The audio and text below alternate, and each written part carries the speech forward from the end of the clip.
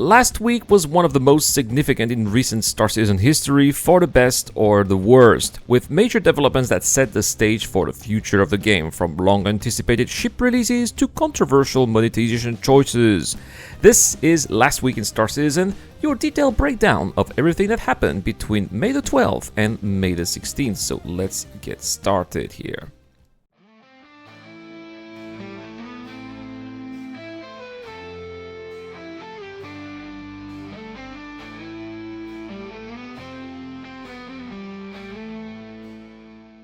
The week began with a special episode of Behind the Ships, which had the reveal here of a new vehicle, the MTC from Greycat, which also means Mobile Tactical Center, which is a compact vehicle here designed to assist players with various ground operations.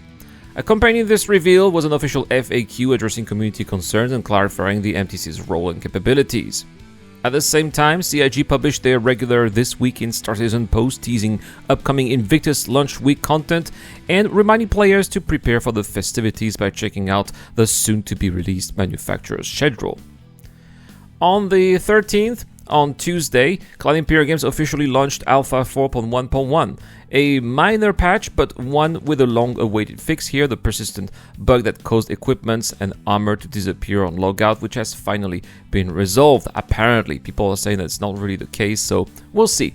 For months, players had to strip down before logging out and avoid losing their gear before a patch, but apparently, according to CIG, this has been fixed, even though players have still reported the loss of items and also the loss of equipped items on their ships, which can be quite infuriating, especially if these are items that they had to work hard to loot, like, A-grade components, for example, right? Anyway, the patch also prepared the servers for Invictus launch week, laying the foundation for content drops and new features. On Wednesday, the 14th, Wednesday brought one of the biggest announcements in years. After over a decade of waiting, the Aegis Idris, Star Citizen's flagship frigate, has officially been slated for release. The announcement came via YouTube and included a new trailer showcasing the Idris in all of its cinematic glory. To coincide with this historic release, Cloud Imperial Games also opened a new thread on Spectrum detailing the process for naming your Idris if you have one. Owners of this prestigious vessel now have the opportunity to brand their frigate with a unique call sign, which is a rare moment of personalization in the verse.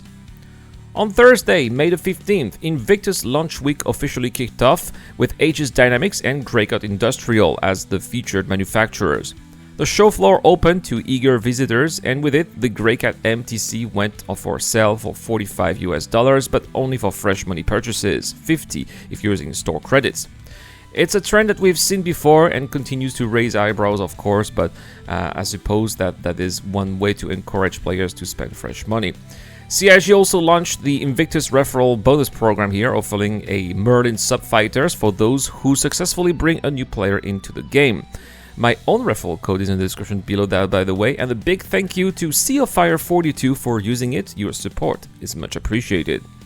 But that was not the only moment for that day. Cloud Imperial Games introduced two types of components here, the flight blades and the bomb racks. These upgrades, which offer new tactical options and visual customizations, were immediately locked behind a paywall.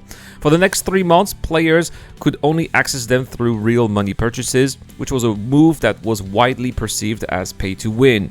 The backlash was swift and vocal, as these components offered functional advantages, including the ability to mount ordnances on ships that previously lacked such capability.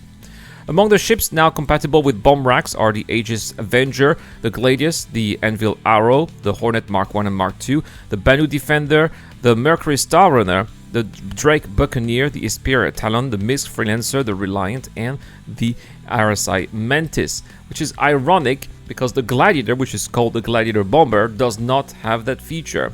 Anyway, as teased the day before, the Idris also made its official debut in another episode of Behind the Ships.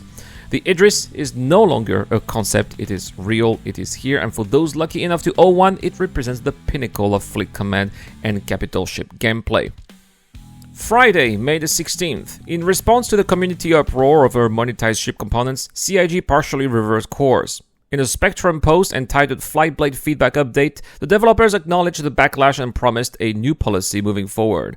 From now on, any new ship components sold through the website store will become available in-game immediately rather than after a delay. However, it's worth noting that this change will not apply retroactively.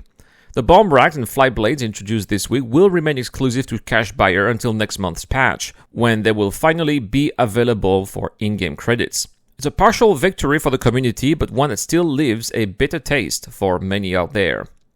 So yeah, it was a week of celebration, controversy, and long-awaited fulfillments. The release of Alpha 4.1.1, the arrival of the Idris, and the launch of Invictus are all milestones for Star Citizen, but they also highlight the tension between gameplay and monetization, between vision and delivery. As always, I'll be watching for you guys, and I'll be reporting on the channel, so make sure to subscribe and be notified when a new video is up. And if you've enjoyed this summary, don't forget to like as well. If you subscribe and comment to any videos posted this month, well, I've got a giveaway.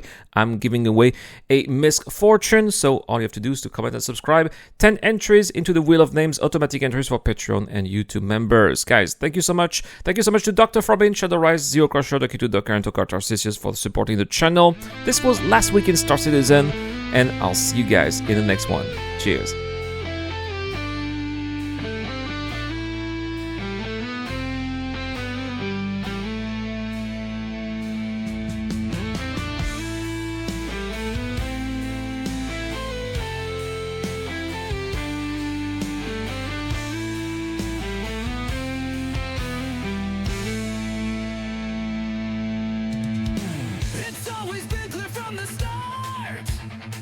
There'll come a time we'll have to be smart. Now what we have is just an illusion, a placeholder that's far from the final vision.